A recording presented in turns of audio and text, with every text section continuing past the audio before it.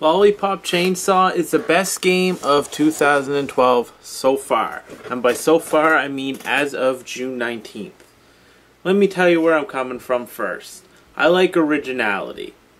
I play normal games too, and I love normal games. You know, I love games that play it by the books, but if you're coming up with something original, style-wise or whatever, I tend to flock to it, and I tend to champion it, because I've been a gamer for 20-some years. I mean, games haven't even been around that long. I've essentially seen it all at this point. Yes, I know games have been around longer than 20 years, but I mean, I've played old games. I've gone through for 20-some years, seen it all, so originality sticks out to me. Plus, it's just the type of person I am. I tend to like original things. My favorite director being Harmony Korine, who makes, you know, original movies and whatnot. So, it's my favorite game of the year so far. I came up with this today when I tried to make my top 10 of the year so far. There's 3 other games that could have been number 1.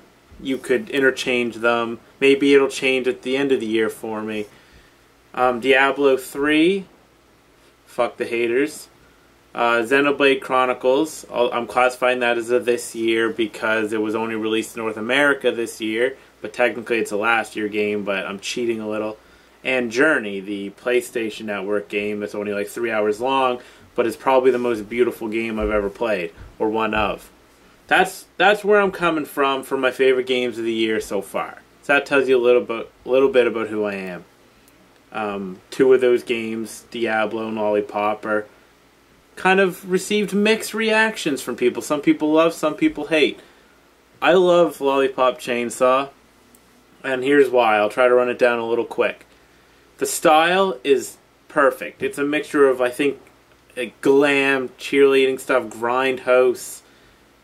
You know, it's really bubbly and colorful, which is funny in the zombie genre.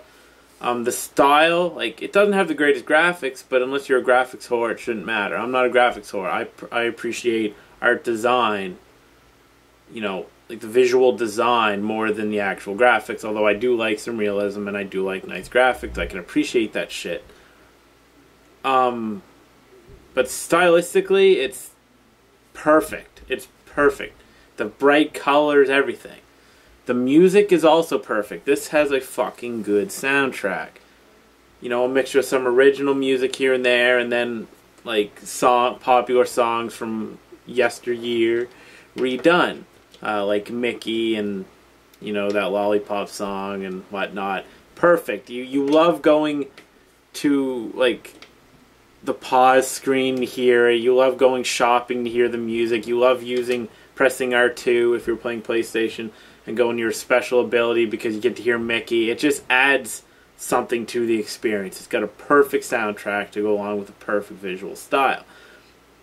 It's not a perfect game.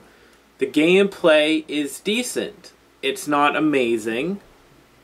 It's fairly repetitive, although there are some cool moves that you can end up buying. I think people hate on it too much. They love Call of Duty. You know, the repetitive is all fucking balls. Like, you shoot, right? And there's all kinds of games that get hated on for being repetitive. And yeah, repetition can get boring, but Lollipop Chainsaw is actually pretty short. There's not really enough time for it to get boring. At least I didn't think so. And you can replay the game or whatever and try stuff and get more skills, so then it makes it a little less repetitive. Yeah, there's only a few different types of enemies, but you could find lots of games that have only a few different types of enemies, and especially given the length of Lollipop Chainsaw, it's really not that big of a deal. People just overreact about everything. But like I said, it's not perfect gameplay. The gameplay is probably the weakest link, but it's still good, and it's still good enough to play, and it's fun unlocking shit.